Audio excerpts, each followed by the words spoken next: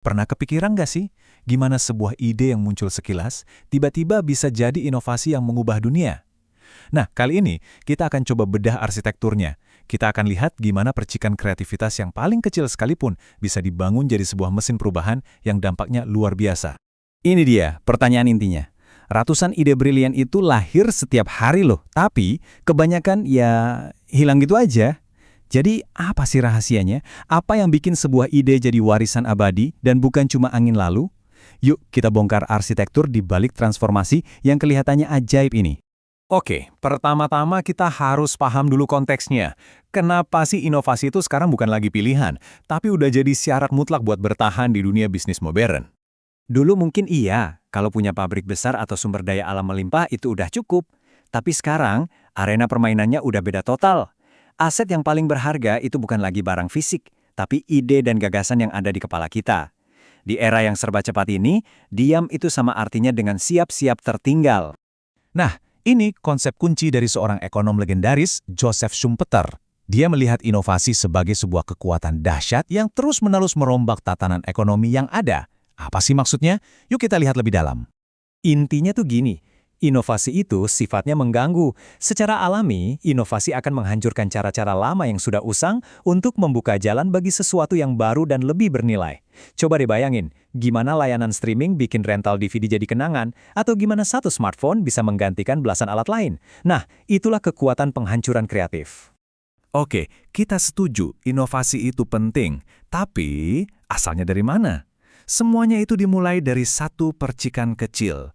Jadi, mari kita bahas bahan bakar utamanya, kreativitas.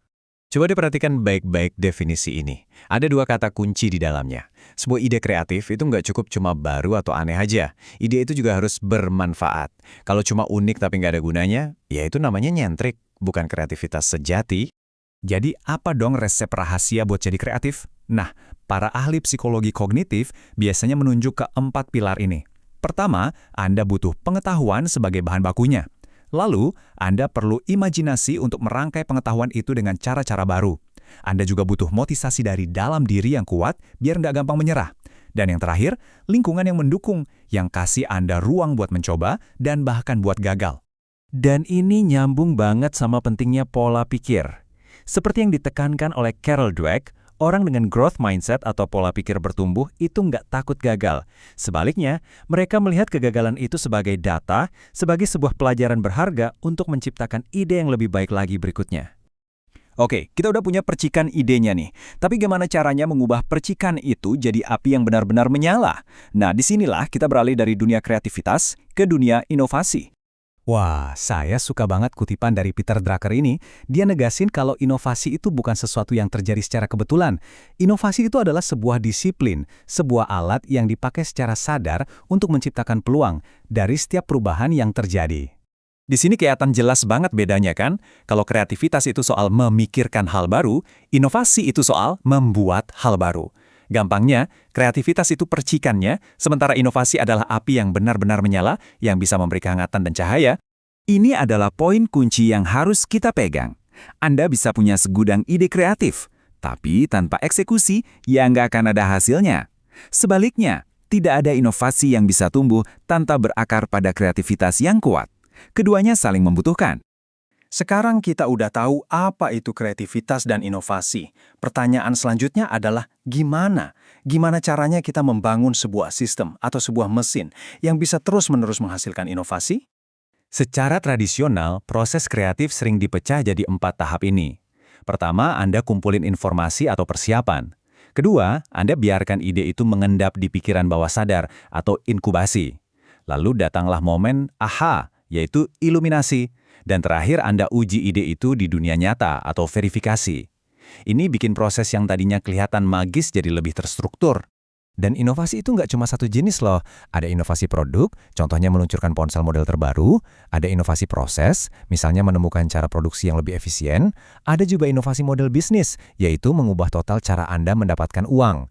Dan yang paling kuat, seperti yang dijelaskan Clayton Christensen, adalah inovasi disruptif, yang bisa merombak satu industri secara keseluruhan.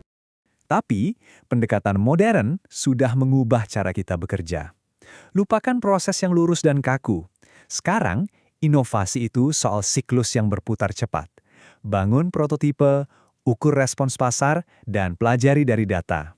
Ini semua tentang eksperimen tanpa henti dan beradaptasi berdasarkan masukan langsung dari pelanggan. Tapi ingat ya, proses dan metode terbaik pun bakal percuma kalau nggak tumbuh di tanah yang subur. Budaya organisasi itu segalanya. Organisasi inovatif menciptakan lingkungan yang aman bagi orang untuk bereksperimen, mendorong kolaborasi antar bidang, dan yang paling penting, memandang kegagalan bukan sebagai akhir dari dunia, tapi sebagai data yang sangat berharga. Oke, terakhir, mari kita lihat ke depan. Apa sih tantangan dan tanggung jawab baru yang dihadapi para inovator di abad ke-21 ini?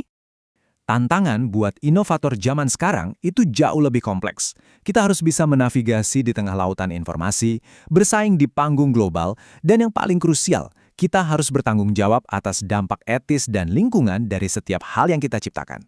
Nah, inilah kenapa kriteria ESG, yaitu Environmental, Social, dan Governance, jadi sangat penting. Inovasi terbaik hari ini bukan lagi yang cuma cari untung, tapi juga harus bertanggung jawab. Inilah standar nilai yang baru di dunia modern. Jadi, inilah rangkumannya.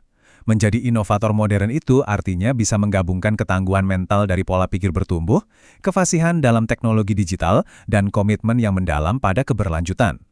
Kombinasi ketiganya ini adalah kompetensi strategis yang baru. Jadi, setelah kita memahami seluruh arsitektur ini, pertanyaan terakhir kembali kepada Anda. Dengan percikan kreativitas yang Anda miliki, mesin inovasi seperti apa yang akan Anda bangun untuk menciptakan dampak nyata bagi dunia? Coba direnungkan.